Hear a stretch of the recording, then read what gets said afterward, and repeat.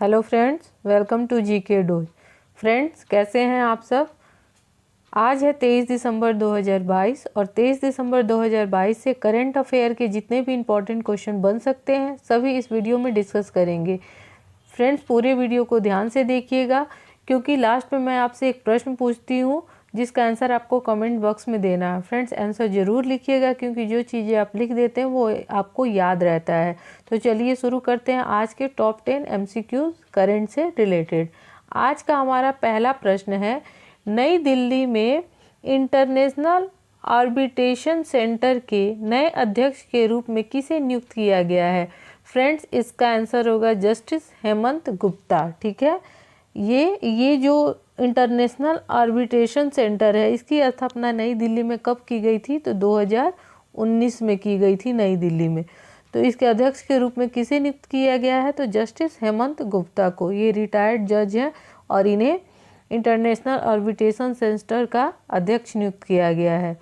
चलिए अगला प्रश्न देखते हैं। अगला प्रश्न है, एशियाई कुश्ती चैंपियनशिप 2023 का आयोजन कहाँ किया जाएगा। फ्रेंड्स, इसका आयोजन नई दिल्ली में किया जाएगा। ठीक है, अब इसका एक्सप्लेनेशन देख लेते हैं। इसका एक्सप्लेनेशन है, एशियाई कुश्ती चैंपियनशिप 2023 का 36वां यानी 36 संस्करण 28 मार्च से 2 अप्रैल तक नई दिल्ली में भारत में आयोजित किया जाएगा। यूनाइटेड वर्ल्ड रेसलिंग ने 20 दिसंबर को इसकी पुष्टि की।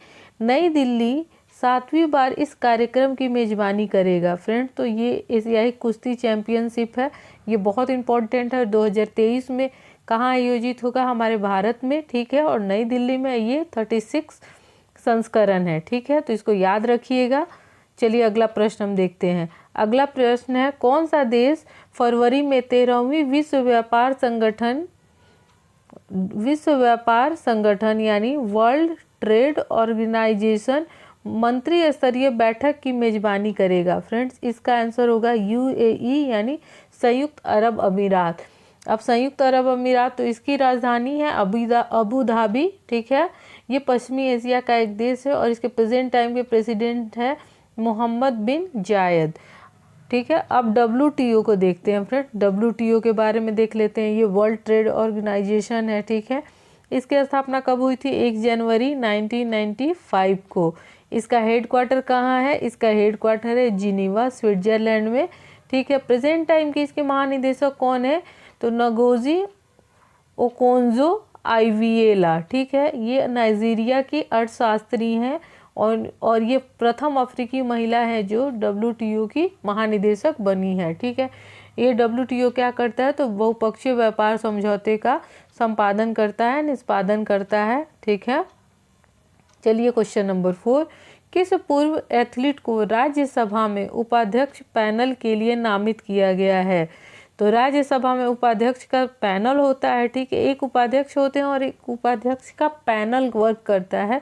तो उस पैनल के लिए किसे नामित किया गया है, तो वो है PT ऊषा। ठीक है, PT ऊषा कुछ दिन पहले भी न्यूज़ में थी। फ्रेंड्स, तो बताइए किस लिए वो न्यूज़ में थी, तो चलिए देखते हैं। ये है इमेज में PT ऊषा। ठीक है, 20 दिसंबर 2022 को राज्यसभा के सभापति जगदीप धनखड़ ने दिग्गज पूर्व एथलीट और सांसद PT ऊषा को उच्च सदन के उपाध्यक्षों के पैनल में नामित किया है। ठीक है, PT ऊषा को हाल ही में भारतीय ओलंपिक संघ का अध्यक्ष भी चुना गया, इसीलिए ये न्यूज़ में थी कुछ दिन पहले ही। ठीक है, अब PT ऊषा के बारे में और भी फैक्ट्स हम देख लेते हैं। ये केरल राज्य से बिलोंग करती हैं। ठीक है, इन्हें उड़न परी भी कहा जाता है। उस सदन में ये उपाध्यक्षों के पैनल में नामित हुई हैं। ठीक है, और इन्हें अभी भारतीय ओलंपिक संघ का अध्यक्ष भी चुना गया है। चलिए अगला प्रश्न हम देखते हैं। एलॉन मस्क ने किस पद से इस्तीफा देने की घोषणा की है। ठीक है, तो ये अभी ट्विटर के CEO हैं। ठीक है, CEO हैं, इसलिए और इस पद से उन्होंने इस्तीफा देने की घोषणा की है। ठीक है, अगला प्रश्न, किस संस्था ने हाल ही में 2022 इन9 चार्टर्स रिपोर्ट जारी की है, यानी 2022 में इन9 चार्टर रिपोर्ट जारी की है। ठीक है, तो ये होगा वर्ल्ड बैंक। ठीक है, इसका आंसर होगा अब आप ये समझ गए होंगे फ्रेंड्स कि इन 9 चार्टर अगर वर्ल्ड बैंक जारी कर रहा है तो ये ज़रूर कुछ आर्थिक समस्याओं या आर्थिक रिपोर्ट हो सकती है, क्योंकि वर्ल्ड बैंक हमेशा लेन देन रुपये से रिलेटेड काम करता है। तो वर्ल्ड 9 चार्टर रिपोर्ट्स है तो ये आर्थिक रूप से जुड़ा हुआ कोई रिपोर्ट होगा। ठीक है, अब चलिए इन 9 चार्टर रिपोर्ट्स को हम देख लेते हैं। विश्व बैंक ने हाल ही में 2022 इन 9 चार्टर रिपोर्ट जारी की है, जिसके अनुसार दुनिया 1970 के बाद से अपनी सबसे महत्वपूर्ण गिरावट का अनुभव कर रही है और 2022 के अंत तक 685 मिलियन लोग गंभीर गरीबी में जीवन यापन कर रहे होंगे। ठीक है, ये आफ्टर कोविड जो आर्थिक गिरावट आई है, ठीक है, लोगों के इनकम में, उसको लेके ये रिपोर्ट जारी हुई है। तो ये इस रिपोर्ट में ये है कि 1970 के बाद सबसे महत्वपूर्ण गिरावट कब हुई है, तो 2022 के अंत में। तो इतने मिलियन लोग गरीबी का सामना करेंगे। ठीक है, ये था 9 चार्टर रिपोर्ट्स के बारे में। चलिए हम अगला प्रश्न देखते हैं। अगला प्रश्न है, हाल ही में राज्य में ऑनलाइन जुए को रोकने के लिए किस राज्य सरकार ने टास्क फोर्स बनाई है? इसका आंसर होगा मध्य प्रदेश। मध्य प्रदेश सरकार ने ऑनलाइन जुए को रोकने के लिए टास्क फोर्स बनाई है। ठीक है, अब मध्य प्रदेश के प्रेजेंट टाइम के सीएम कौन है? शिवराज चौहान, और गवर्नर हैं श्री मंगू भाई पटेल। अब मध्य प्रदेश से रिलेटेड करंट फैक्ट्स को देख लेते हैं। मध्य प्रदेश सरकार ने पेशा कानून लागू किया है। ठीक है, भोपाल रेलवे स्टेशन को 4 स्टार ईट राइट स्टेशन का प्रमाणन पत्र मिला है।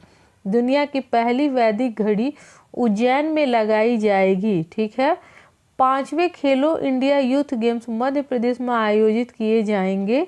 मध्य प्रदेश हिंदी में मेडिकल और इंजीनियरिंग की शिक्षा देने वाला पहला राज्य बन गया है। ठीक है, 6वीं राष्ट्रीय महिला मैराथन 2022 का आयोजन मध्य प्रदेश में किया जाएगा। स्वच्छ सर्वेक्षण 2022 में देश का सबसे स्वच्छ राज्य मध्य प्रदेश घोषित किया गया है। ठीक है, ये था मध्य प्रदेश से रिलेटेड इम्पोर्टेंट करेंट फैक्ट्स। चलिए अगला प्रश्न हम देखते हैं। हाल ही में इंडियन नेवी में शामिल हुई 5वीं स्कॉर्पियन श्रेणी की पनडुब्बी का नाम क्या है? ठीक है, तो इंडियन नेवी में शामिल हुई है और ये 5वीं स्कॉर्पियन श्रेणी पनडुब्बी है। ठीक है, इसका नाम है INS वागीर। ठीक है, अब अन्य 4 कौन कौन से हैं? तो अन्य 4 हैं फ्रेंड्स, एक है INS कलवरी, INS सब में लगेगा फ्रेंड्स। ठीक है, INS कलवरी है एक है आपको INS खंडेरी INS खंडेरी है। ठीक है, एक है आपको INS करंज। ठीक है, और एक है आपको INS वेला। ये हो गया 4, INS Kalvari, INS Khanderi, INS वेला, INS करंज, और ये 5वां है INS वागीर। इसको प्रोजेक्ट 75 के तहत इसका निर्माण हो रहा था। तो जो INS Kalvari, INS Khanderi, INS करंज और वेला, ठीक है, ये 4 भारतीय नौसेना में अपनी सेवाएं दे रही है। ये 5वां है जो अभी इसको शामिल किया गया है INS वागीर को। तो ये आप सीरीज में 5 का नाम याद रखिएगा। ठीक है, चलिए अगला प्रश्न हम देखते हैं। अगला प्रश्न है हमारा क्वेश्चन नंबर 9। हाल ही में किस राज्य सरकार ने अपनी सभी योजनाओं के लिए आधार कार्ड को अनिवार्य किया है? इसका आंसर होगा फ्रेंड्स तमिलनाडु। तमिलनाडु सरकार ने अपनी सभी योजनाओं के लिए आधार कार्ड अनिवार्य कर दिया है। अब तमिलनाडु से रिलेटेड इम्पोर्टेंट फैक्ट्स देख लेते हैं। तमिलनाडु सरकार ने पढ़ने को बढ़ावा देने के लिए फ्रेंड्स ऑफ लाइब्रेरी योजना की शुरुआत की है। तमिलनाडु में करती गई दीपम रथ उत्सव आयोजित किया गया है। तमिलनाडु के वन विभाग ने भारत का पहला एलिफेंट डेथ ऑडिट फ्रेमवर्क पेश किया है। तमिलनाडु सरकार ने गिद्धों के संरक्षण के लिए पैनल का गठन किया है। ठीक है, ये था तमिलनाडु से रिलेटेड फैक्ट। चलिए अगला प्रश्न और लास्ट प्रश्न आज का देखते हैं। हाल ही में किस राज्य सरकार ने PM संगमा स्पोर्ट्स कॉम्प्लेक्स में एक फुटबॉल स्टेडियम का उद्घाटन किया है? फुटबॉल स्टेडियम है फ्रेंड्स, और कौन से कॉम्प्लेक्स में? तो PA संगमा स्पोर्ट्स कॉम्प्लेक्स में। ठीक है, तो इसका आंसर होगा फ्रेंड्स मेघालय। ठीक है, ये मेघालय राज्य ने ऐसा किया है। तो अभी मेघालय की राजधानी है शिलोंग। मेघालय के प्रेजेंट टाइम के सीएम कौन है फ्रेंड? तो यही होंगे कॉनराड संगमा, ठीक है। राज्यपाल कौन है? Brigadier BD Mishra. अब मेघालय से रिलेटेड करंट फैक्ट्स को देख लेते हैं। मेघालय सरकार ने एशिया के पहले ड्रोन डिलीवरी हब का अनावरण किया है। ड्रोन से रिलेटेड एक और हम करंट में देखते हैं अरुणाचल प्रदेश से रिलेटेड। तो जब भी अब अरुणाचल प्रदेश करंट में आएगा फ्रेंड कि ये मेघालय और अरुणाचल प्रदेश से रिलेटेड ड्रोन की जो करंट फैक्ट है उसको मिक्स नहीं करना है, उसको अलग अलग करके याद करना है। तो यहाँ मेघालय सरकार ने एशिया के पहले ड्रोन डिलीवरी हब का अनावरण किया है, ठीक है। वांगला महोत्सव कहाँ मनाया जाता है? मेघालय में इम्पोर्टेंट है। मेघालय के मुख्यमंत्री ने नागरिक जुड़ाव और संचार कार्यक्रम शुरू किया है।